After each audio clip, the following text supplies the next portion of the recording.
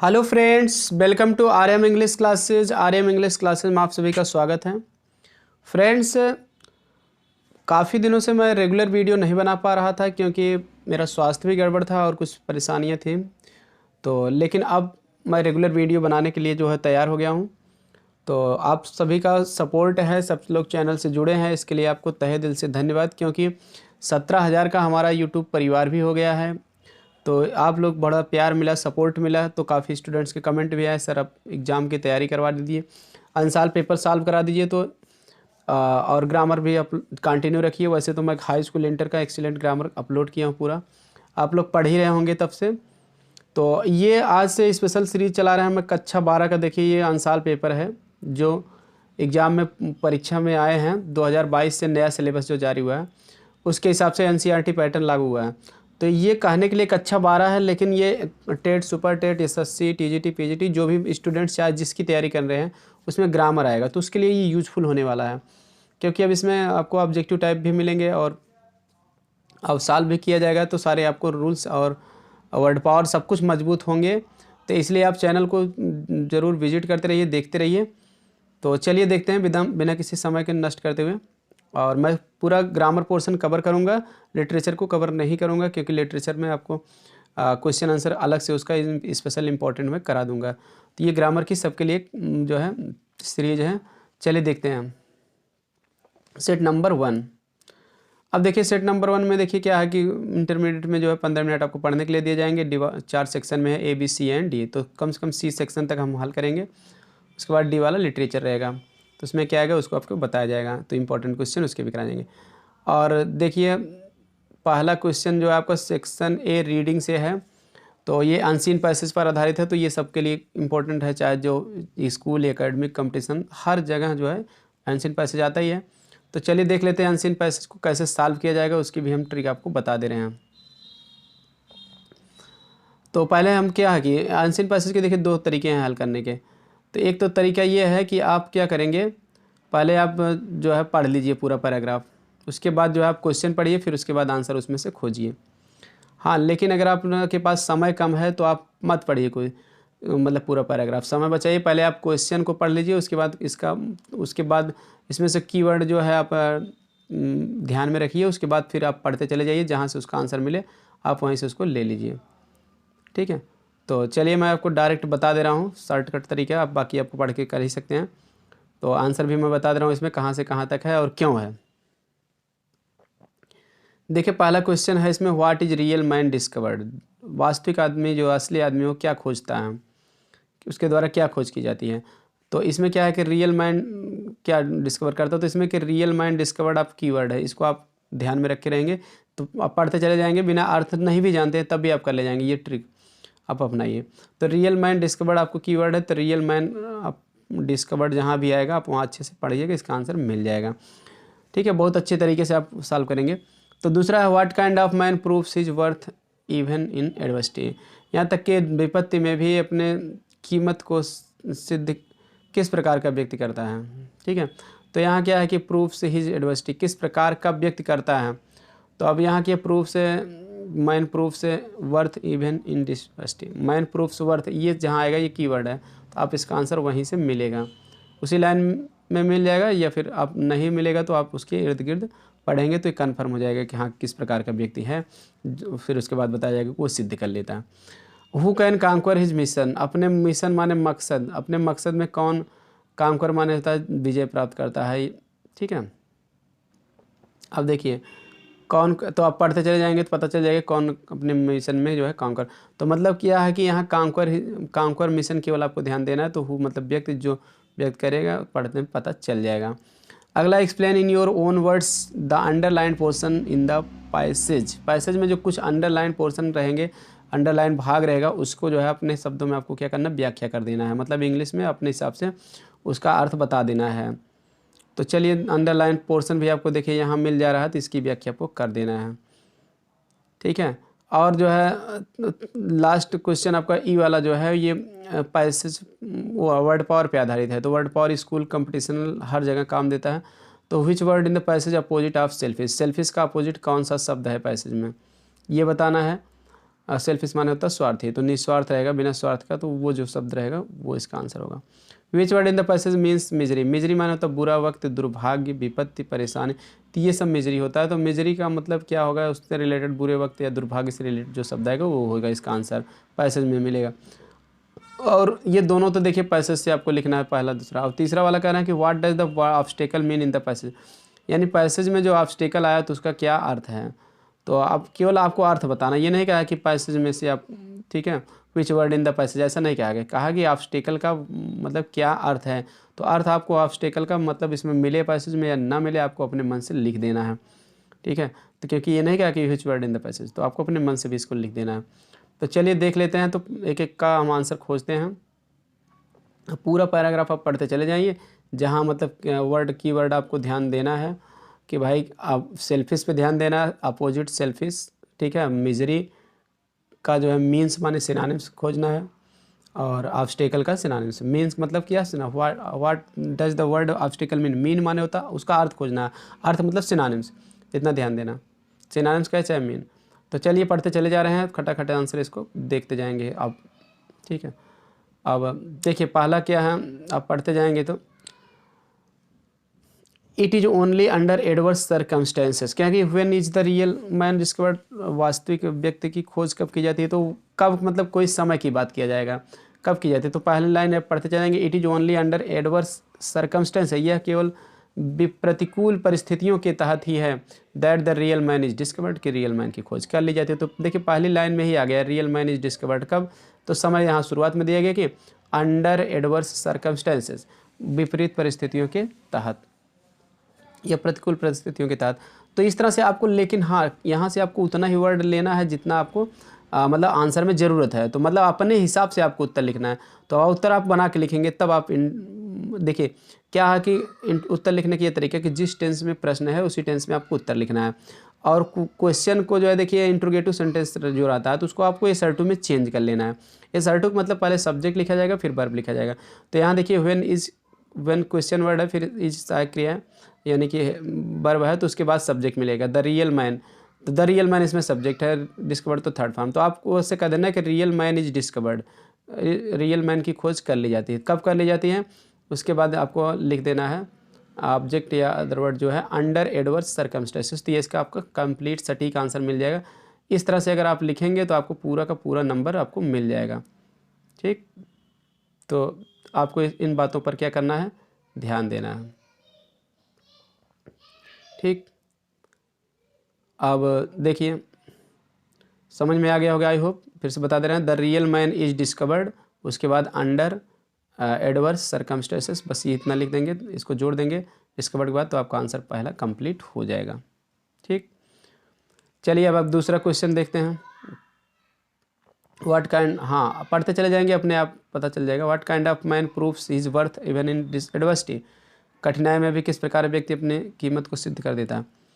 तो आप इसको पढ़ते जब चले जाएंगे आगे, देखिए अब आगे पढ़िए खुद ही, जब आएगा proves his worth in adversity तब आप समझ लेंगे। A man of character of noble intention of strong and sturdy physique and virtue of selfless service of to others proves his worth even in times of adversity. अब यहाँ देखिए proves his worth आ गया ना, और adversity आ गया। तो अब आपको अगर अर्थ नहीं भी आ रहा है तो आपको क्या करना है, तो ये इस लाइन में आया है तो ये पूरी लाइन आपको लिख देना है। किस प्रकार का व्यक्ति, तो देखिए आपको आंसर यहाँ मिल जा रहा है। ए मैन ऑफ करेक्टर, जो चरित्र का व्यक्ति माने चरित्रशील व्यक्ति है, नोबल इंटेंशन श्रेष्ठ इरादों वाला व्यक्ति है, आप स्ट्रांग एंड स्टडी फिजिक्स शक्तिशाली और हट्टे कट्टे फिजिक्स माने शरीर वाला, and virtue of selfless service निस्वार्थ सेवा के सद्गुणों वाला व्यक्ति, टू अदर्स दूसरों के प्रति निस्वार्थ सेवा के जो गुण रखता है, सद्गुण है, अच्छे गुण है निस्वार्थ सेवा के, वही जो है proofs is worth even in times of adversity. वह यहाँ तक कि अब विपत्ति के समय में, परेशानी के समय में भी अपने जो है कीमत को क्या करता, सिद्ध करता। तो ये आपको कन्फर्म हो गया व्हाट काइंड ऑफ मैन, किस प्रकार का व्यक्ति। तो ए मैन से लेके पूरा आपको इसका आंसर लिख देना है, कुछ करना नहीं। 3-3 नंबर के देखिए ये सारे क्वेश्चन हैं, आपको 3-3 नंबर बहुत आसानी से मिल जाएगा। ये 15 नंबर का आपका आंसर पैसे जाएगा, 4 क्वेश्चन 3-3 नंबर का आएंगे, 3 नंबर का आपका वर्ड पावर आएगा। तो इस तरह से आप थोड़ा सा ध्यान देके इस तरह से आप पूरा 100% आप नंबर ले सकते हैं आपके जो है अनसीन पैसेज का। तो देखिए तो ए मैन से लेके आपको क्या कर देना है, लिख देना है, यहाँ तक लिख देना है, ठीक है, एडवर्सिटी तक। तो आई होप समझ में आ गया होगा। दूसरा चलते तीसरे पे। Who can conquer his mission, अपने मिशन को कौन जीत सकता है, मकसद में कौन कांकर माने विजय प्राप्त कर सकता है। तो देखिए आज आप फिर आप पढ़ते चले जाइए आगे, आपको अब कांकर मिशन आएगा तो वहाँ पर आपको ध्यान देना है। देखिए ही फेसेज आगे क्या है, he faces adversity with his strong will, वह कठिनाई को जो है दृढ़ इच्छा के साथ सामना करता है। ठीक है, एडवर्सिटी माने कठिनाई या विपत्ति को, एंड डिटर्मिनेशन और दृढ़ निश्चय, तो दृढ़ इच्छा और दृढ़ निश्चय के साथ वह कठिनाई का क्या करता है, सामना करता है। If he has a will to do a thing, यदि उसके पास कोई भी चीज़ करने की इच्छा है, nothing can stand in his way, तो उसके रास्ते में कुछ भी नहीं खड़ा हो सकता है। He can conquer all step obstacles to achieve his mission, वो अपने मकसद को प्राप्त करने, या मकसद मतलब उद्देश्य को प्राप्त करने में सभी बाधाओं पर विजय प्राप्त कर सकते हो। तो यहाँ देखिए क्या है, कांकर आ गया ना, तो कांकर आ गया, मिशन आ गया। ठीक है, मिशन में वह जीत सकता है। ठीक है, तो अब यहाँ कौन जीत सकता है, तो जो जीत सकता है तो ही तो प्रोनाउन है, तो इसके पहले वाली लाइन में आपको मिलेगा कौन जीत सकता है। तो पहले वाले में क्या है, वह कौन जीत सकता है, तो अब क्या है, सीधी सी बात है, जो मिशन माने लक्ष्य, कोई लक्ष्य बनाएगा तो कौन जीतेगा, तो मतलब जिसके पास जो है देखिए स्ट्रांग विल आई है, दृढ़ इच्छा शक्ति है। ठीक है, और डिटर्मिनेशन माने निश्चय, एकदम दृढ़ इच्छा है कि किसी काम को करने की, और निश्चय एकदम कर लिए कि मैं इसको करके छोड़ूंगा, वही क्या है अपने मिशन में, मकसद में या जीत जाएगा। तो आपको करना क्या है कि आपको अपने भाषा में लिखना है कि कौन जीत सकता है, तो आपको ये बताना है कि सीधी सी बात है, हु कौन जीत सकता है, जो जीत सकता है वही उतना आपको बताना, ज़्यादा कुछ नहीं बताना। तो आपको करना क्या है कि आप एक इसको दो तरीके हैं, कौन मतलब ऐसे भी लिखते हैं, ही वह हु फेसेज, आपस जो सामना करता है, adversity with his strong will and determination, उसके बाद कैन कांकर हिज मिशन, बस इतना आसानी से आप लिखते हैं। वह व्यक्ति, हु माने जो, यहाँ ही के बाद हु लगा देना क्योंकि हु के पहले एंटीसीडेंट माना चाहता है। He who faces adversity with his strong will and determination, उसके बाद कैन कांकर हिज मिशन, वह व्यक्ति जो दृढ़ इच्छा मतलब और निश्चय के साथ जो है विपत्ति का सामना करता है, वही अपने मिशन में जीत सकता है। ये इतना कर दो, या फिर आप इसको थोड़े में भी लिख सकते हो क्योंकि आपकी अपनी स्टाइल होगी लिखने की, ऐसा बता सकते हैं। ठीक है, वाक्य बनाना जानते हो तो अच्छे, तो बस बता सकते हो कि ऐसे लिख दो, a man with strong will and determination, ऐसे कर दो। एक ए मैन माने एक ऐसा आदमी, विथ स्ट्रांग विल, हिज भी मत लिखो क्योंकि मैन लिख दिया, with strong will and determination, इतना केवल लिख दें, ए मैन विथ, ठीक है, a man with strong will and determination, मतलब दृढ़ इच्छा और निश्चय वाला व्यक्ति, विथ माने वाला भी होता है या, ठीक है, व्यक्ति कैन कांकर हिज मिशन, बस हो गया, बात खत्म। इतना ही आपको लिख देना। आगे देखिए आपका जो है, explain in your own words the underline portion in the passage, अपने शब्दों में पैसेज में दिए गए रेखांकित शब्दों की क्या करना है, आपको व्याख्या कर देना है। तो रेखांकित शब्दों की आपको क्या करना है, व्याख्या कर देना है। अब तो रेखांकित शब्द देख लीजिए कहाँ है, ये रेखांकित शब्द यहाँ है, इनर मैन वेक्स अप, यही आपका रेखांकित शब्द है। तो इनर मैन वेक्स अप मतलब क्या है, अंदर का व्यक्ति, इनर माने अंदर का व्यक्ति मतलब क्या है, अंदर का व्यक्ति मतलब ये है। अब चलिए पढ़ते चले जाइए, अब फिर इनर मैन्स वेक्स अप तो आ ही जाएगा। आगे ही कैन कांकर ऑल, ये तो हो गया, obstacles to achieve his mission, since is obstacle objective is noble and worthy, क्योंकि इसका उद्देश्य जो है श्रेष्ठ और वर्दी योग्य माने कीमत से युक्त है। In his days of prosperity, संपन्नता के अपने दिनों में, एंड फिलेजेस और खुशी, संपन्नता और खुशी के दिनों में, we sleep and enjoy and know not what we are, और हम क्योंकि संपन्नता के दिनों में क्योंकि हम क्या सोते हैं और आनंद लेते हैं, know not what we are, और हम ये नहीं जान पाते हम क्या हैं। बट इन एडवर्सिटी, लेकिन मुसीबत के दिनों में, the inner man wakes up, जो मतलब कि आंतरिक व्यक्ति होता है वो जागता है। ठीक है, आंतरिक व्यक्ति जागने का मतलब यह है, मतलब एक ऐसा व्यक्ति जो आध्यात्मिक और बौद्धिक दोनों तरीके से क्या रहता है, तैयार रहता है, वो जागता है। तो यहाँ आंतरिक व्यक्ति मतलब क्या, आध्यात्मिक और बौद्धिक, यानी आध्यात्मिक मतलब आत्मिक, पूरी आत्मा से और बुद्धि से जो जुड़ने वाला रहता है वो जागता है। तो यहाँ एडवर्सिटी माने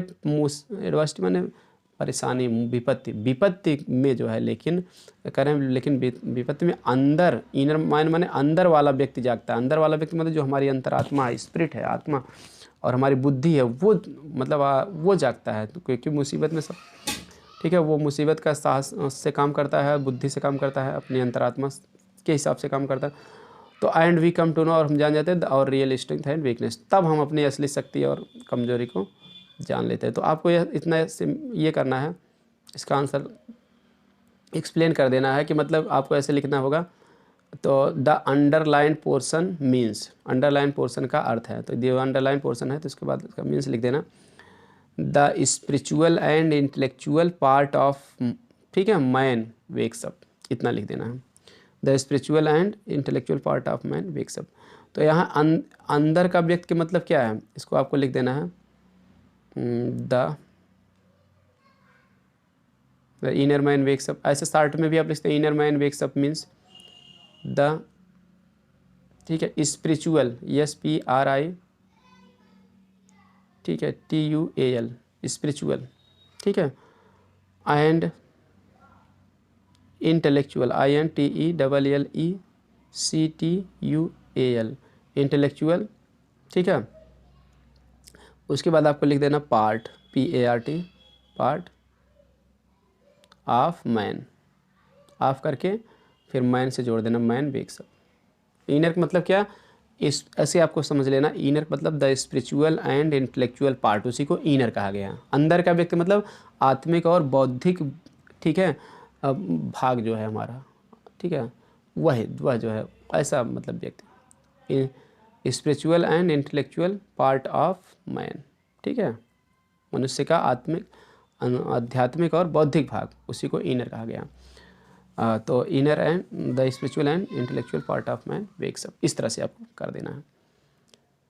वेक्स अप का वेक्स अप ही रहने दीजिए, कोई दिक्कत नहीं है दोनों शब्दों की व्याख्या करने के लिए।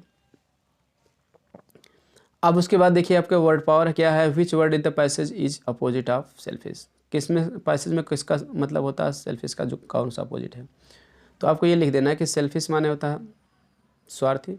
तो आप पढ़ते चले जाएंगे जब, तो सेल्फ निस्वार्थ की अंग्रेजी आपको मिलेगी। आपको लिख देना कि सेल्फिश का अपोजिट जो है, the opposite of selfish is. अब पढ़ते चले जाएंगे तो आपको मिल जाएगा यहाँ सेल्फलेस, ठीक है। तो ये सेल्फलेस माने निस्वार्थ, बिना, ठीक है, सेल्फलेस माने एकदम उल्टा हो जाता है, जो जिसके अंदर सेल्फिश ना हो, सेल्फलेस हो जाएगा। अगला है आपको मिजरी, मिजरी माने होता है दुर्भाग्य या बुरा वक्त। तो इसके लिए आपको पैसेज में शब्द आया है एडवर्सिटी, ठीक है, एडवर्सिटी आपको आराम से आया है, यहाँ मिल जाएगा एडवर्सिटी, आप लिख देना। इसका सिनोनिम्स लिख देना है, मिजरी मीन्स एडवर्सिटी, ऐसे लिख देना। उसके बाद आपको लिखा गया है कि ऑब्स्टेकल, ऑब्स्टेकल माने बाधा, इसका अपने मन से बताना। तो बाधा का अंग्रेजी होता है एक स्पेशल बंद है इसके लिए, इम्पेडिमेंट, IMPEDIMENT, इम्पेडिमेंट माने बाधा। एक शब्द है हिंड्रेंस, HINDRANCE, हिंड्रेंस माने बाधा, ये चाहे इसको लिख दो। ऑब्स्टेकल माने बाधा है, एक्सीलेंट पढ़े होंगे आप, तो पढ़े होंगे OBSTACLE, सारे शब्द इसके सिनोनिम्स किताब में आपको एक्सीलेंट में दिए गए। ऑब्स्टेकल या आप डिस्टर्ब भी लिख सकते हैं, ठीक है। तो डिस्टर्ब माने भी बाधा हो गई, डिस्टर्ब हो गया, डिस्टर्बेंस भी लिख सकते हैं। तो इस तरह से आप लिख सकते हैं, सारे सिनोनिम्स इसके किताब में आपको एक्सीलेंट में भी मिल जाएंगे।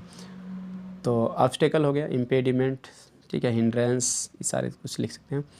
तो आई होप आपको जो है अब अनसीन पैसेज समझ में आ गया होगा। चलिए अब आगे देखते हैं। अब यहाँ देखिए राइटिंग सेक्शन जो है, आर्टिकल लिखना है, इंपॉर्टेंस ऑफ डेमोक्रेटिक वैल्यूज, प्रजातांत्रिक मूल्यों का महत्व, चाहे इस पर आप लिखिए, ठीक है, या फिर डाउरी सिस्टम, दहेज प्रथा पे आप लिखिए। योर विजन ऑफ लाइफ, आपके जीवन का विजन माने उद्देश्य, मकसद क्या है।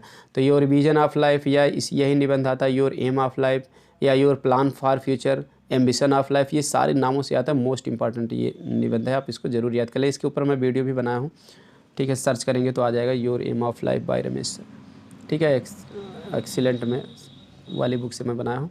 बाकी इस डाउरी सिस्टम से लेके सारे आपको जो इम्पोर्टेंट निबंध है उसके ऊपर मैं स्पेशल वीडियो अलग से बना दूंगा, ठीक है। क्योंकि आप देखते रहिए कि 2022 के सारे क्वेश्चन मोस्ट इंपॉर्टेंट होंगे इस साल के लिए, ठीक है। और जो 2022-23 दोनों में आया हो तो वो तो और ज़्यादा इंपॉर्टेंट होगी।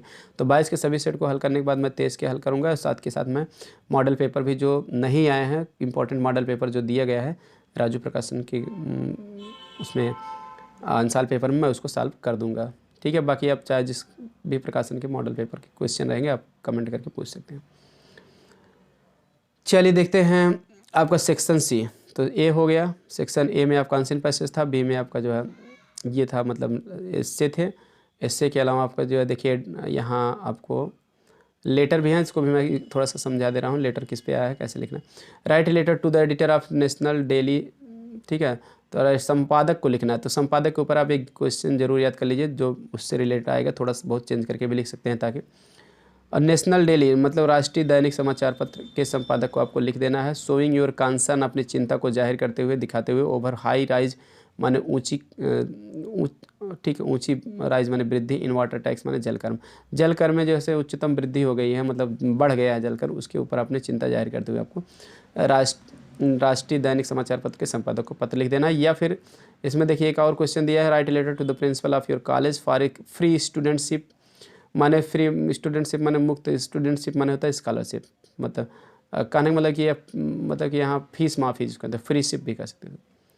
Free studentship to enable you study further, मतलब प्रिंसिपल को अपने कॉलेज के पत्र लिखो, उनसे कहो कि फ्री में आपको स्टूडेंटशिप माने स्कॉलरशिप प्रदान करें, यानी कि फ़ीस माफ़ कर दें। कुल मिला के आपकी फ़ीस माफ़ी के लिए आया है, ठीक है। कंसेशन इन फी के नाम से भी ये आता है। इनेबल माने योग्य बना दे ताकि you to study further, further में से आगे की स्टडी पढ़ाई करने के लिए। कुल मिला के प्रिंसिपल से लिख देना है, फीस माफ़ करने के लिए लिखना है। तो ये आप ये सिंपल है, इसको लिख दीजिए, आपको जो भी याद है उसको लिख दीजिए। एडिटर वाला एक जरूर आप एक याद कर लीजिए, एडिटर के बारे में आगे और भी क्वेश्चन पूछे गए हैं। जैसे एक है एडिटर के बारे में, ब्रेक डाउन इन इलेक्ट्रिसिटी, ठीक है। Complaining against break down in electricity, ये बहुत ज़्यादा आता है। Complaining against insanitary condition of the city, ये भी आता है। और वाटर सप्लाई के लिए भी आता है, कंप्लेनिंग अगेंस्ट वाटर सप्लाई। तो ये सारे क्वेश्चन इंपॉर्टेंट हैं, बाकी आपको फिर सॉल्व किया जाता रहेगा, बताया जाता रहेगा। तो 22 के सारे सेट देखेंगे तो सारे क्वेश्चन इंपॉर्टेंट है। तो चलिए सेक्शन सी देख लेते हैं, ग्रामर, ठीक है। अब देखिए ग्रामर पोर्शन में choose the correct option to answer the following questions, निम्नलिखित प्रश्नों के उत्तर देने के लिए सही उत्तर विकल्प चुनो। अब यहाँ देखिए मल्टीपल चॉइस क्वेश्चन है। The country ruled by a king, देश में जो है एक राजा के द्वारा जब शासन किया जाता है तो उसको हम एक शब्द में क्या कहते हैं, ठीक है। तो वन वर्ड सब्स्टिट्यूशन है ये। तो एक राजा के द्वारा जब शासन किया जाता है देश में तो उसको कहते हैं मोनार्की, क्योंकि मोनार्क में रूट वर्ड आपको ट्रिक भी बता देना ताकि आपको भूले ना। मोन मतलब होता है मोनो माने एक होता है, डाई माने दो होता है, ट्राई माने तीन होता है। तो ये मोन मतलब वन होता है, आर्क माने होता है हेड होता है, यानी कि या रूलर होता है। जब एक ही शासक हो तो उसको हम कहते हैं मोनार्की, ठीक है।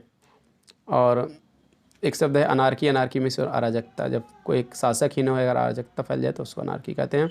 वहीं डेमोक्रेसी माने होता है प्रजातंत्र होता है, ठीक है। मैट्रियार्की माने होता है, मैट्री माने होता है मदर, माँ का शासन हो तो मैट्रियार्की है, मतलब, ठीक है। ओलिगार्की माने कुछ ही लोगों का शासन, रूल बाय फ्यू पीपल्स। तो इस तरह से ये सारे का सब अलग अलग शब्द हैं। तो कुल मिला के आपका इसका सही आंसर जो है आपका मोनार्की है। तो साथ के साथ मैं एक्सप्लेन भी करता जा रहा हूँ और भी शब्दों के, ताकि आपको दिक्कत ना हो समझने में। फ्रेज, ठीक है। और क्योंकि अगर बाई चांस अगर रूल्ड बाय द पीपल, लोगों के द्वारा शासन किया तो डेमोक्रेसी हो जाएगा, ठीक है। रूल्ड बाय मदर मैट्रियार्की हो जाएगा, रूल्ड बाय फ्यू पीपल तो ओलिगार्की हो जाएगा। अगला शब्द है एट ए स्ट्रेच। एट ए स्ट्रेच माने होता है लगातार, तो लगातार की अंग्रेजी होती है कंटिन्यूसली, ठीक है। तो अब स्लोली माने धीरे होता है, वेरी फास्ट माने बहुत तेज़, रैपिडली माने तेज़ी से होता है। तो ये सभी हो नहीं सकते, तो आपका आंसर क्या हो गया, आपका आंसर हो गया दूसरा। तो इस तरह से अगर आपको बाई चांस सही नहीं पता है तो आप उसका मतलब कि गलत क्या हो, कौन सा नहीं हो सकता, उसको ऑप्शन से हटा दीजिए, बस आपको तब तत्काल आंसर आपको मिल जाएगा। जैसे पहले में अगर आपको मोनार्की नहीं कन्फर्म था, डेमोक्रेसी में प्रजातंत्र तो होता नहीं है राजा के द्वारा शासन करने से, मैट्रियार्की तो होता नहीं माँ का शासन, ओलिगार्की फिर कुछ लोगों का शासन तो होता नहीं, तो बचा क्या मोनार्की। तो इस तरह से भी आप उत्तर के पास तक पहुँच सकते हैं, ठीक है। तो दूसरे में एट ए स्ट्रेच माने कंटिन्यूसली लगातार। सिनोनिम्स ऑफ लाडेबल, लाडेबल का सिनोनिम्स माने मतलब पर्यायवाची बताना है। लाड माने होता है प्रेज प्रशंसा, लाडेबल माने प्रशंसनीय होता है, तो प्रेजवर्दी माने प्रशंसनीय होता है, ठीक है। अब एबल माने योग्य होता है, लाएबल माने संभावना से युक्त, डिसेबल माने अयोग्य होता है, असमर्थ होता है। तो आपका आंसर क्या है, पहला। इस तरह से चारों शब्द का मतलब बता दे रहे, आपका वर्ड पावर भी मजबूत हो जाएगा।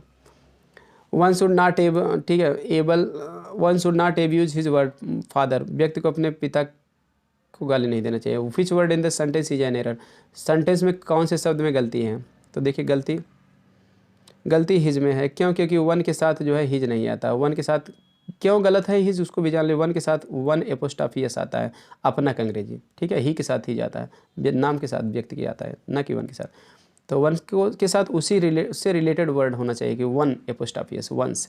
तो वंस नहीं है तो हिज हो गया तो गलत हो गया ना, तो ये गलत हो गया। शुड नॉट वन, ये सब आता ही नहीं। एंटोनिम्स ऑफ स्टेल, स्टेल माने होता है बासी, तो कितना माने ताज़ा होता, तो फ्रेश माने ताज़ा, तो ये आपका ताज़ा हो जाएगा। वहीं फ्लैश माने चमकना, फ्लश जो लगा रहता तो फ्लश तो जा नहीं रहे हैं टैंक वगैरह। तो अब देखिए क्या है कि फेक माने क्या होता, नकली होता, तो फेक आईडी। तो इस तरह से फ्रेश इसका करेक्ट आंसर हो गया। अब ये थे आपके 5 क्वेश्चन जो है ऑब्जेक्टिव टाइप। अब देखते हैं जो सॉल्व करने वाले क्वेश्चन हैं उसको भी हम देख लेते हैं। अब देखिए सॉल्व करने के लिए जो है यहाँ कुछ आपको क्वेश्चन दिए गए हैं, 2-2 नंबर के हैं, ध्यान देना। पहला है इनडायरेक्ट, तो इसका हम आंसर बोल दे रहे हैं, आप तत्काल लिख लेंगे, समझ लेंगे। हाँ, अगर आपको इस मतलब कि अंसाल पेपर आपके पास अगर नहीं है तो ये आप राजू प्रकाशन का अंसाल पेपर ले लीजिए, स्पेशली मैं उसी से बना रहा हूँ, रखिए। और बाकी और भी प्रकाशन का लेंगे तो कोई दिक्कत नहीं है, पिछले साल के क्वेश्चन पेपर सब में मिलेंगे। और आपके पास नहीं है तो मैं इसको टेलीग्राम चैनल पर भेज दूंगा, अंसाल पेपर की PDF, आप वहाँ से ज़रूर देख लीजिएगा। टेलीग्राम का RM इंग्लिश क्लासेस सूरजपुर के नाम से ही है, उसको भी आप ज्वाइन कर लीजिए PDF के लिए, फ्री ऑफ कास्ट। आपको यहाँ पर सारे पढ़ाई फ्री ऑफ कास्ट कराई जाती है, ठीक है, कोई चार्ज नहीं लिया जाता है, क्योंकि मैं लोगों की भलाई के लिए, विद्यार्थियों की मैं जो भी समय मिलता है मैं समर्पित करता रहता हूँ। और अब बोर्ड परीक्षा से पहले सारा कुछ मैं बहुत सारे हेल्प करने वाला हूँ, और जैसे ही बोर्ड का पेपर होगा तुरंत मैं सॉल्व भी करके अपलोड करता हूँ, इसलिए आप जुड़े रहें। अगला है you said to him are you a fool, आपने उससे कहा कि तुम मूर्ख हो। इनडायरेक्ट ये कहना है, सेड टू का आप क्या कर दीजिए, आप आस्क्ड कर दीजिए, क्योंकि आर है ना, आपने उससे कहा क्या तुम मूर्ख हो, यू आस्क्ड कर दीजिए, यू आस्क्ड हिम। उसके बाद ये फर्स्ट टाइप है तो इफ़ लगा दी, इफ़ यू को हिम के अनुसार बदलोगे तो ही हो जाएगा, आर का पास्ट कंटिन्यूस बदलोगे तो ही के साथ वाज हो जाएगा, ए फुल रहेगा, सब कुछ फुल स्टॉप लग जाएगा, इनडायरेक्ट फुल स्टॉप ही लगता तो हो जाएगा you asked him if he was a full, तुमने उससे पूछा कि क्या वह मूर्ख था। अगला है, हाँ मूर्ख था या मूर्ख है दोनों वाज ही लगेगा। The teacher said to me go away at once, अध्यापक ने मुझसे कहा तुरंत बाहर जाओ, तो यहाँ क्या आदेश प्रकट हो रहा है, तो सेड टू का क्या हो जाएगा, ordered. The teacher ordered me, अब यहाँ टू से जोड़ दिया जाएगा, to go away at once, जी छोटे से हो जाएगा, बस फुल स्टॉप। अध्यापक ने मुझे तुरंत बाहर जाने, तुरंत गो अवे मैंने चले जाए, तुरंत चले जाने का आदेश दिया। जैसे होता ना कि क्लास में डिस्टर्ब करके चलो जाओ यहाँ से, नहीं पढ़ाएंगे, तो इस तरह से the teacher ordered me to go away at once, ठीक है। तो क्लास से या कहीं से भी जब आपका काम हो जाएगा, तो वैसे भी मिलने गए हैं तो कहेंगे ठीक है आप चले जाओ। तो the teacher ordered me to go away at once.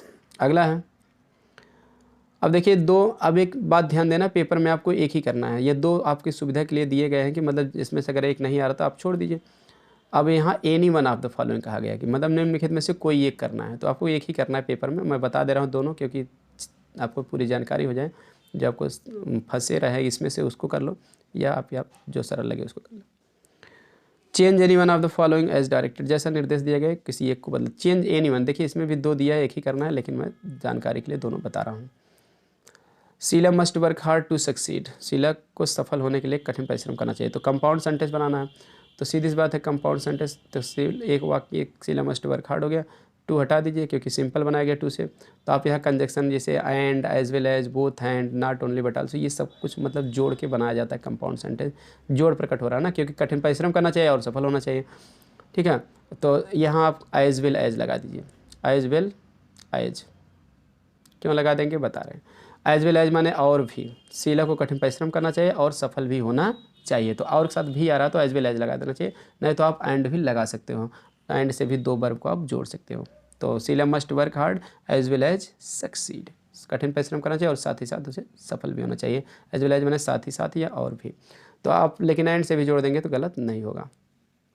अगला है we eat to live, complex sentence बनाना, हम जीवित रहने के लिए खाते हैं, तो आप इसको कॉम्प्लेक्स मतलब विस्तार करना है, यहाँ भी टू हटा देना है, इन्फिनिटिव से सिंपल बनाया गया, तो यहाँ आपको सो दैट लगा देना है, क्योंकि हम ऐसे अर्थ नहीं है, हम खाते हैं ताकि हम जीवित रहें। वी ईट हम खाते हैं, सो दैट वी के साथ हम लगाएंगे मे, वी में लिव, ठीक है, क्योंकि उद्देश्य बताने के लिए जो है सो दैट के पहले अगर प्रेजेंट टेंस है तो हम मे का प्रयोग उसके बाद करते हैं, पास्ट है तो माइट का प्रयोग करते हैं। We eat so that we may live, हम खाते हैं ताकि हम जीवित रह सकें, ये इसका अर्थ है। अगला है switch off the fan, passive voice बनाना है। तो यहाँ पैसिव वॉइस बनाना है तो आपको लेट से बना दीजिए। लेट के बाद द फैन कर दीजिए, उसके बाद आपको बी अपने मन से लगाना पड़ता है, लेट द फैन बी। उसके बाद स्विच ऑफ का थर्ड फॉर्म स्विच ऑफ कर दिए, let the fan be switch off. Fan जो है स्विच ऑफ होना चाहिए, बंद कर दिया जाना चाहिए।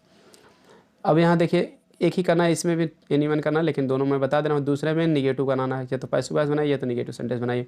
निगेटिव कैसे बनेगा, क्योंकि ये ट्रांसफॉर्मेशन से है तो अर्थ वही रहना चाहिए। आपके कोर्स में है ना, निगेटिव बनाओ लेकिन अर्थ वही रहना चाहिए। तो एवरी रोज है जे थान, प्रत्येक गुलाब में कांटे होते हैं। तो इसका कहने का मतलब ये है कि बिना कांटा के कोई गुलाब नहीं होता है। तो इस तरह से आपको बनाना पड़ेगा। तो यहाँ every rose has a thorn, तो सब्जेक्ट के बाद इस तरह हैज या हैव आता है तो पास के अर्थ में, तो हमको देयर से बनाते हैं तो THERE देयर रहेगा। उसके बाद हम वर्ब लगाते हैं is, am, are, was, were. तो देयर, ठीक है, इज लगाते हैं। देयर इज नो रोज, ऐसा कोई गुलाब नहीं होता, ऐसा हम कहेंगे। देयर इज नो रोज मान कोई गुलाब नहीं होता। विदाउट ए थॉर्न, विदाउट बिना। उसके बाद हम कर देंगे ए थार्न, थार्न माने होता है कांटा, किताब में देखिए दिया गया। There is no rose without a thorn, माने बिना कांटे के कोई गुलाब नहीं होता है। इस तरह से इसका अर्थ होगा, ठीक है।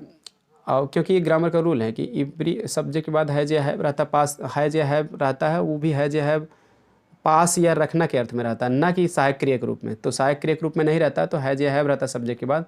तो हम क्या करते हैं, उसको निगेटिव जब बनाते हैं तो देयर से शुरू करते हैं, देयर के बाद ये हमारा वाज वेयर लगाते हैं, उसके बाद विदाउट भी लगाते हैं और निगेटिव बना के हम लिख देते हैं। तो इसी तरह से, ठीक है।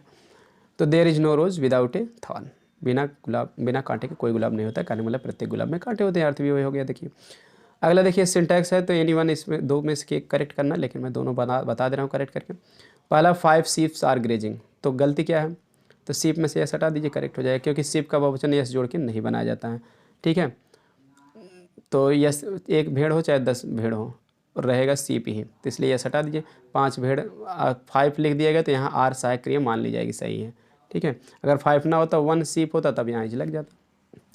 हिज स्पेक्टिकल्स इज न्यू, इसमें क्या गलती है, स्पेक्टिकल्स है, टांग्स है और सीजर्स है, मतलब चिमटा है, कैंची है, चश्मे हैं। तो इसमें इसके 2 पार्ट होते हैं, तो दोनों पार्ट होते हैं तो इसको प्लूरल में इसलिए लिखा ही जाता है। यस हमेशा इसमें लगा भी रहता है, ठीक है। इसी तरह से ट्राउजर्स भी है, तो इसलिए इसके साथ हमेशा हम बहुवचन की वर्ब भी लिखते हैं। ये बहुवचन का शब्द है, बहुवचन की वर्ब इसके साथ लगती है, ये ग्रामर का रूल है, ठीक है। तो आपको ध्यान देना है, स्पेक्टिकल्स, ट्राउजर्स, टॉन्ग्स, ठीक है, सीजर्स, इन सभी के साथ जो है यस एंडिंग है ये, उनके साथ बहुवचन भी लगता है वर्ब। अब देखिए अगला आपका होमोफोन्स अब आया है, ठीक है। होमोफोन्स आए हैं तो मतलब होमोफोन्स माने होता है समान ध्वनि वाले शब्द। पढ़ने में तो समान है लेकिन इनका अर्थ अलग है। तो 2 वाक्य आपको बनाना पड़ेगा। देखिए कह रहा है direction, use any one of the following pairs of words, निम्नलिखित शब्दों के जोड़ों में से एक का ही उपयोग करो।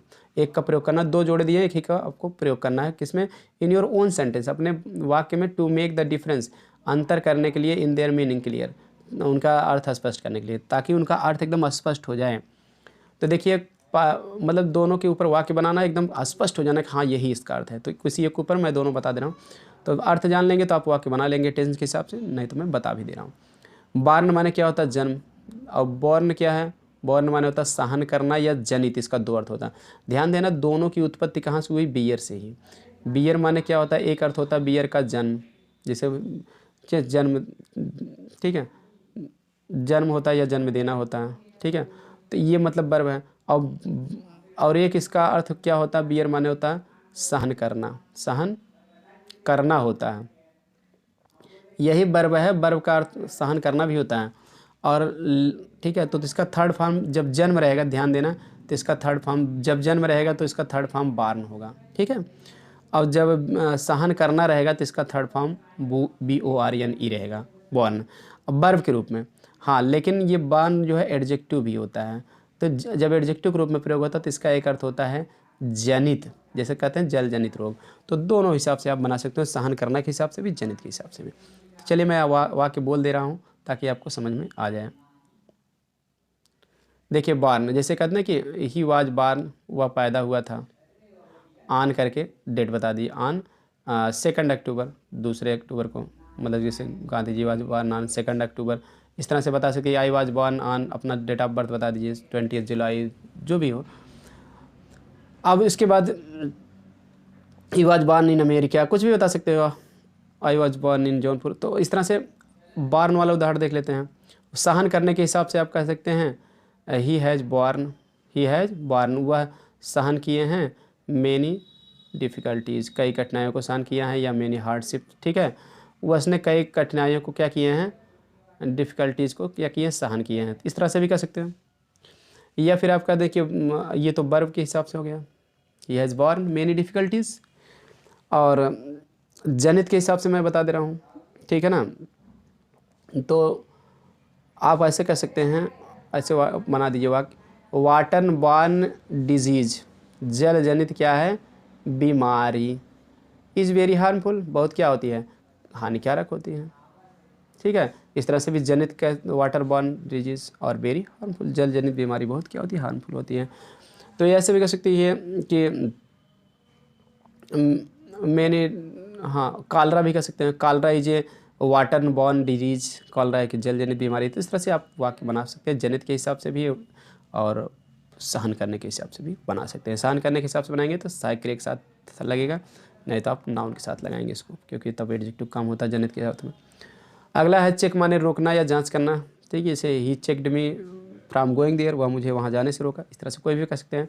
He was checking, the teacher was checking my copy, मेरी कॉपी को जांच रहे थे, चेक कर रहे थे, ऐसे भी कह सकते हैं। और चेक माने बैंक का चेक भी होता है, जैसे he gave me a cheque of 10,000 rupees, वह मुझे 10,000 रुपये का एक चेक दिया। He gave me money by cheque, वह मुझे चेक से धन दिया। तो इस तरह से कुछ भी कह सकते हो, वाक्य बना सकते हैं। तो चलिए अब आपका सी सेक्शन का लास्ट क्वेश्चन आया है आपका ट्रांसलेशन। तो ट्रांसलेशन देखिए 5 नंबर का है, तो मैं इसको भी फटाफट बोलते चले जा रहा हूँ। इसका क्या है, क्योंकि आप अपने हिसाब से इसको टेंस के हिसाब से लिखेंगे, लेकिन थोड़ा सा अब मैं बता रहा हूँ तो इस तरह से आपको ट्रिक भी मिल जाएगा, और अब पता, आपको घबराएंगे नहीं कि हाँ किस तरह से हल करना है। देखिए, हमें पालतू और मूक पशुओं की तरह किसी के पीछे नहीं चलना चाहिए। हाँ, एक बात और ध्यान दीजिए, अगर आपको टेंस का ज्ञान पूरी तरह से नहीं है तो आप ज़रूर हमारे टेंस प्लेलिस्ट में जाइए, टेंस की सारी वीडियोस देख लीजिए, बहुत डिटेल में मैं पढ़ाया हूँ, तो आप ज़रूर देख लीजिएगा। अब देखिए, हमें पालतू और मूक पशुओं की तरह किसी के पीछे नहीं चलना चाहिए। तो इसका अंग्रेजी है we should not follow. Follow माने होता है पीछे चलना, क्योंकि वर्ड पे आप ध्यान देंगे तो वाक्य बना ले जाएंगे, क्योंकि मेन होता है meaning. We should not follow, हमें नहीं फॉलो में पीछे चलना, हमें किसी के पीछे नहीं चलना चाहिए। फॉलो एनी वन का देना, एनी वन माने किसी व्यक्ति। We should not follow anyone, फिर उसके बाद लाइक कर देना, लाइक में इस तरह, like pet and dumb animals. पेट जानते हैं, डम मतलब होता है मूक या गूंगा, DUMB साइलेंट होता है, डम, ठीक है। We should not follow anyone like pet and dumb animals हो गया। अगला वाक्य है जीवन के संघर्षों, क्योंकि 4 ही 5 वाक्य आपके पेपर में आते हैं। तो जीवन के संघर्षों एवं आने वाले खतरों का निर्भीकता एवं साहस से सामना करना चाहिए।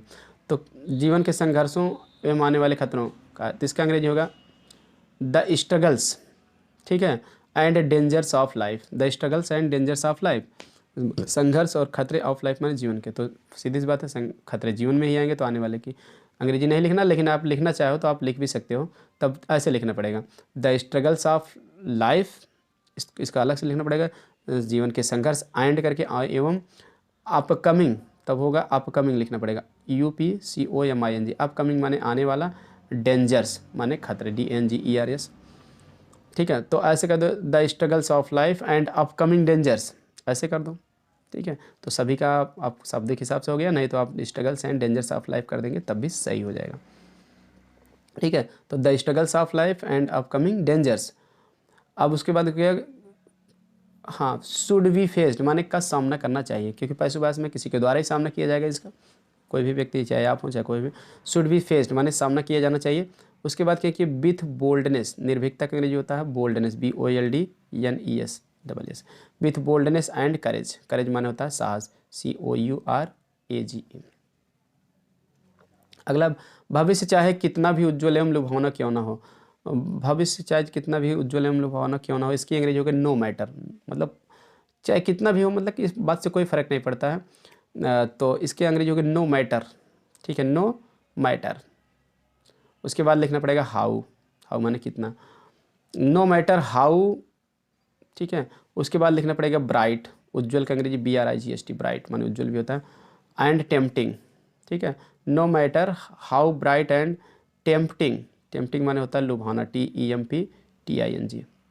No matter how bright and tempting the future may be, the future may be माने हो सकता है। No matter how bright and tempting the future may be, मतलब इस बात से कोई फ़र्क नहीं पड़ता कि कितना उज्ज्वल और लुभावना भविष्य हो सकता है। तो ये चीज़ हुआ, हमें उस पर भरोसा नहीं करना चाहिए। We should not rely, rely माने होता है भरोसा करना, RELY, रिलाई ऑन इट, हमें उस पर भरोसा नहीं करना चाहिए, ठीक है, मतलब भविष्य पर भरोसा नहीं करना चाहिए हमें, ठीक है। तो ऑन इट माने उस पर, हमें बीती हुई बातों को बार बार नहीं सोचना चाहिए। वी शुड नॉट थिंक, हमें नहीं सोचना चाहिए, हाँ, तो बीती हुई बातों को मतलब वी शुड नॉट थिंक, बीती हुई बात का मतलब कि बीते हुए जीवन को, तो उसी को हम कहते हैं बीती हुई बात, ठीक है। We should not think the life of past, life of past माने भूतकाल का जो हमारा जीवन बीत गया उस पर ज़्यादा नहीं सोचना चाहिए। We should not think the life of past, ऐसे कह देना तो ज़्यादा बेटर होगा, क्योंकि अनुवाद जो है भाव के हिसाब से किया जाता है, कोई शाब्दिक अनुवाद करना जरूरी नहीं जाता है, नहीं तो आप शाब्दिक भी कर सकते हैं। We should not think past things, ऐसे भी कर सकते हैं, पास्ट थिंग्स माने बीती हुई बातें, ठीक है, या द लाइफ ऑफ पास्ट, दोनों चलेगा, कोई दिक्कत नहीं। हाँ, बार बार मतलब होता है again and again, again and again माने होता है बार बार, या फिर आप कह सकते हैं रिपीटेडली, रिपीट REPEATEDLY, रिपीटेडली माने भी मतलब रिपीट करके बार बार, तो आप अगेन एंड अगेन कर दो या रिपीटेडली। बस अपने कर्तव्यों के प्रति सचेत रहना चाहिए, मतलब क्या, we should just be conscious, मतलब सब्जेक्ट तो लिखना पड़ेगा, बस अपने कर्तव्य पर सचेत रहने का हम मतलब इसको ऐसे कहते हैं, हमें केवल कॉन्शियस होना चाहिए अपने कर्तव्यों के प्रति। We should just be conscious माने थोड़ा बात पे जोर दिया ना कि जस्ट बी कॉन्शियस माने बस की अंग्रेजी हो जाएगी। We should just be conscious, सचेत का अंग्रेजी होता है कॉन्शियस, CONCIOUS, कॉन्शियस, अपने कर्तव्यों के प्रति, टू माने होगा के प्रति, कॉन्शियस टू होता है, लेकिन यहाँ कॉन्शियस के साथ ऑफ लगता है, कॉन्शियस ऑफ, ठीक है, तो कॉन्शियस ऑफ आवर ड्यूटीज़, ठीक है, कॉन्शियस के साथ ऑफ लगेगा, ऑफ आवर ड्यूटीज़, ठीक है, ठीक है। We should just be conscious of our duties. तो आई होप समझ में आ गया होगा, इस तरह से आपको ग्रामर हल करना है। चलिए लिटरेचर पोर्शन को भी हम क्वेश्चन देख लेते हैं, कौन कौन से क्वेश्चन आए हैं, क्योंकि आपको केवल चर्चा कर ले रहे हैं कि किसका कितना करना है, कैसे आएगा question. After the answer the, हाँ, डी में क्या है कि देखिए 7वां क्वेश्चन 8 नंबर का आएगा, 2 शार्ट इसमें क्वेश्चन आएंगे, दोनों में आपको ऑप्शन दिया रहेगा, ठीक है, 40 वर्ड में है, तो 2 दिए रहेंगे, दोनों मार्क करके दिए, एक ही करना है जो आपको आता है। What did Hamel say about the language and its importance, भाषा और उसके महत्व के बारे में हेमल ने क्या कहा, ये क्वेश्चन है। What did instructor do to train Douglas, Douglas को प्रशिक्षित करने के लिए इंस्ट्रक्टर माने जो निर्देशक था उसने क्या किया। इनमें से एक करना है। Why did the peddler consider the world as a trap, जो फेरी वाला था वो संसार को क्या चूहादानी के रूप में समझता था, ये क्वेश्चन लिखो। या फिर व्हाई डिड साहब join the job at the milk booth, ठीक है, तो दूध के जो है दुकान पर क्यों जो है नौकरी को ज्वाइन कर लिया था साहब। इन दोनों में से किस एक एक को करना है, 2 दिए हैं। अगला क्वेश्चन आपका है answer any one of the following questions in about 80 word, तो 40 वर्ड में 60 लिखना, 80 वर्ड में आपको क्या करना है, 2 लांग दिया है। एनी वन, देखिए एनी वन दिया ना, तो कोई एक ही करना है आपको, ठीक है। पहला question, how did the announcement of the last lesson affect France, अंतिम पाठ की घोषणा जो है फ्रांस को कैसे प्रभावित की। या फिर what happened with the stranger at the iron masters house, मतलब कि लौह व्यापारी के घर पर अजनबी के साथ क्या हुआ। How was he treated by Edla Willmansson, Edla Willmansson के द्वारा उसके साथ कैसा बर्ताव किया गया। तो इन दोनों में से कोई एक करना है आपको और 7 नंबर मिल जाएंगे। 9वां क्वेश्चन देखिए आपका दिया गया है, जो ये पोर्ट्री से दिया गया है। रीड द फॉलोइंग स्टैक्ट, निम्नलिखित अवतरण को पढ़िए केयरफुली, सावधानीपूर्वक, and answer the questions that follow, और जो बाद में नीचे दिए गए क्वेश्चन उसको पढ़िए। तो देखिए इसमें 3 क्वेश्चन आएंगे, तीनों में से आप 2-2 नंबर का रहेगा, 6 नंबर आपको आ जाएंगे। आंट जेनिफर्स टाइगर्स, ठीक है, प्रॉन्स क्रॉस स्क्रीन, ये आंट जेनिफर्स टाइगर्स ये पोएम का नाम है, लास्ट पोएम है, वहीं से लिया गया है। इसमें 3 क्वेश्चन है। What is the title of the poem from which the above extract has been taken, title मतलब पाठ का नाम लिख रहा है, तो सीधी सी बात आंट जेनिफर टाइगर्स हो जाएगा। Who is the composer of the poem, कविता के रचयिता कौन है, तो आप एड्रियन रिच हैं इसके रचयिता, आप किताब में देख लेंगे खुद ही। Central idea of the extract करना है इन अबाउट 25 वर्ड। 25 शब्द में स्टैक्ट माने होता है अवतरण जो दिया गया है, इसका सेंट्रल आइडिया माने केंद्रीय विचार करना, केंद्रीय भाव व्यक्त करना। तो इस केंद्रीय भाव को पूरा नहीं करना है, तो जितना ये लाइन लिए गया है तो इसका इंग्लिश में आपको मीनिंग लिख देना है, अर्थ जो है उसको इंग्लिश में लिख देना है, तो वो आपका सेंट्रल आइडिया हो जाएगा। मेन भाव इसका क्या करा। तो write down the rhyming words in the above stacked, उपयुक्त अवतरण में राइमिंग वर्ड्स माने समान ध्वनि वाले शब्दों को लिखना है। तो समान ध्वनि जो है क्या है कि इसमें स्क्रीन और ग्रीन ये समान ध्वनि है, तो आपको rhyming words are screen and green इस तरह से लिख देना है।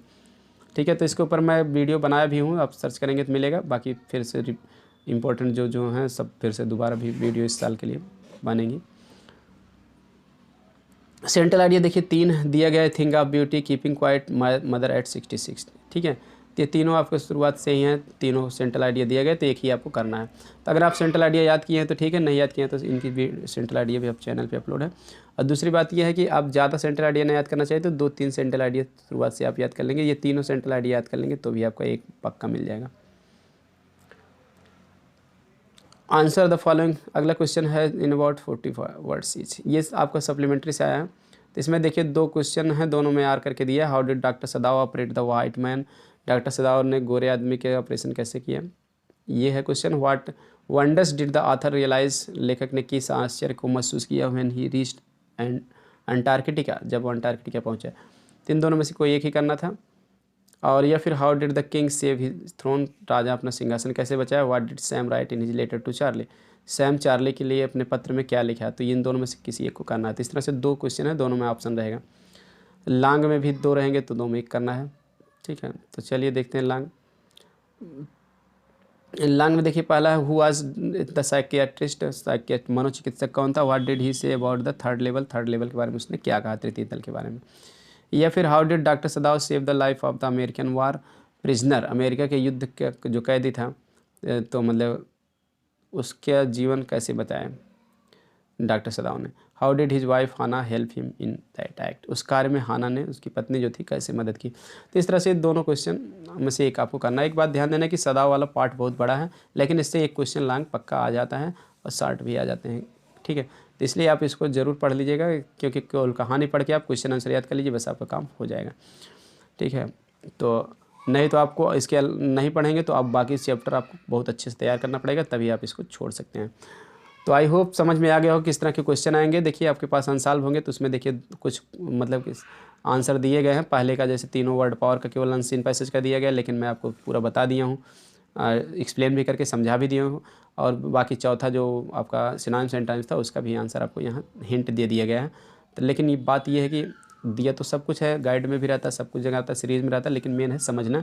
और जो मैं एक्सप्लेन कर दिया, समझा दिया, तो उससे आपको बहुत हेल्प मिलेगी। तो इससे कुछ होने वाला नहीं, थोड़ा सा दिया है जो ऑब्जेक्टिव टाइप में, केवल वर्ड पावर दिया है, तो इसलिए आप उसको भी आप देख सकते हैं। बाकी कोई वीडियो आप हमारा देख लेंगे तो समझ में आ जाएगा। इसके हम टेलीग्राम पे अपने RM इंग्लिश क्लासेस सूरजपुर, मैं इस PDF को शेयर कर दे रहा हूँ, पूरा आपको अनसॉल्व मिल जाएगा 22-23 सहित एक ही PDF में। तो ज़रूर आप वहाँ से देख लीजिए अगर आपके पास अनसॉल्व नहीं है। तो जुड़े रहें ऐसी यूजफुल वीडियो पाने के लिए। चैनल को सब्सक्राइब कर लें, घंटी दबा लें अगर नहीं किए हैं, अगर पहले से किए हैं तो आपका बहुत बहुत धन्यवाद। और आप लोग सीखते रहिए, अच्छे नंबर पाते रहेंगे, हम ईश्वर से हमारी यही शुभकामनाएं हैं। थैंक्स फॉर वॉचिंग वीडियो, मिलते हैं नेक्स्ट वीडियो में।